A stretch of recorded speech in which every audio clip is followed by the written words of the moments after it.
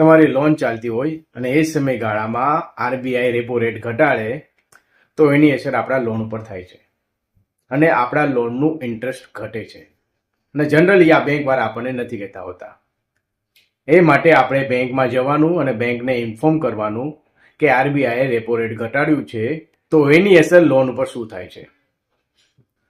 અને જો એમ કહેતા હોય કે લોનની ઇન્ટરેસ્ટ રેટ ઘટે છે એના માટે તમારે અરજી લખીને આપવી પડશે તો આપણે અરજી લખીને આપી દેવાની.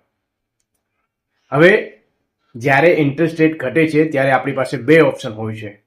સૌથી પહેલું ઓપ્શન તો આપણે જે આપણો હપ્તો છે એ હપ્તાને ઘટાડવો. બીજું જે આપણું લોનનું ટેન્યુર છે એટલે કે વર્ષો છે વર્ષો ઘટાડવા.